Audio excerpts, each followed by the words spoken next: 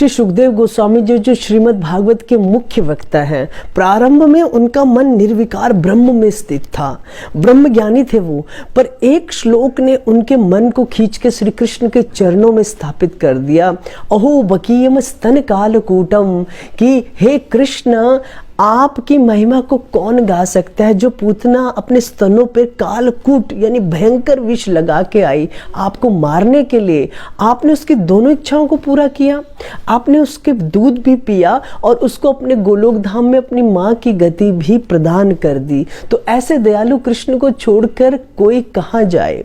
देखिए यहाँ पे विचारणीय एक और बहुत सुंदर लीला है कि जब पूतना श्री कृष्ण को मारने आई ना, तो श्री कृष्ण उस समय पालने में लेटे हुए हैं और पूतना ने अपने शरीर को एक दिव्य सुंदर नारी के शरीर में परिवर्तित किया हुआ है। कोई पहचान नहीं पा रहा पूतना को, सबको ऐसा लग रहा है जैसे कोई बैकुंठ से लक्ष्मी या कोई इंद्रलोक से कोई बहुत सुंदर अप्सरा अवतरित हो चुकी है।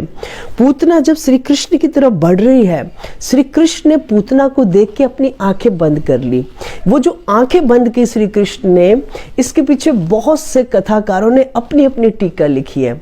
किसी ने अपनी टीका में लिखा कि भगवान श्री कृष्ण जो है वो पूतना के उद्देश्य को समझ चुके हैं कि पूतना के हृदय में तो बहुत पाप भरा हुआ, ये मुझे मारना चाहती है। श्री कृष्ण ने आंखें बंद कर ली, क्योंकि एक जगह लिखा हुआ है जब व्यक्ति भगवान के सामने जाता है, भगवान को फेस करता है, तो जन्म कोटि अग ना सही तब ही, कि जैसे ही कितना ही पतित जीव हो वो भगवान के सामने आएगा ना, और कोटि कोटि यानी करोड़ों जन्मों के पाप भी होंगे वो भी ध्वंस हो जाएंगे साथ ही साथ भगवान को देखते ही।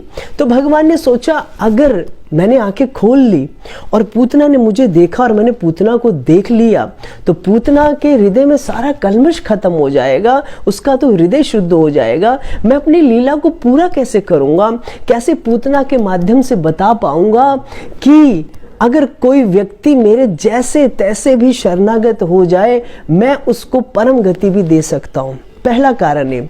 दूसरा कारण ये कि पूतना ने अपने स्तनों पे बहुत भयंकर विष लगाया हुआ है।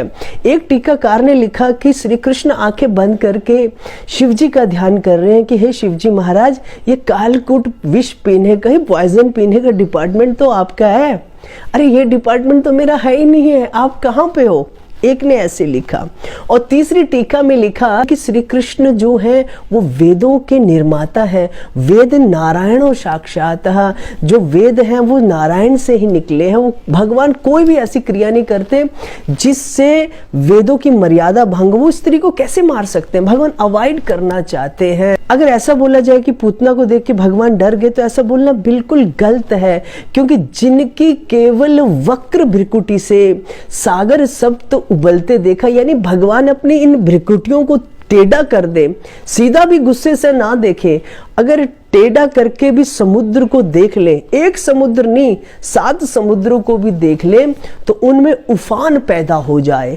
ऐसे श्री कृष्ण को क्या डर से पूतना के सामने अपनी आंखें बंद करने की जरूरत है? कदापि नहीं। जिनके भय से यद भिवेति स्वयं भयम, भय को भी भय लगता है, उन श्री कृष्ण के अभय चरणारविंद में अगर कोई शरणागत हो जाए, तो फिर तो किसी भी प्रकार का उसे भय रह ही नहीं सकता।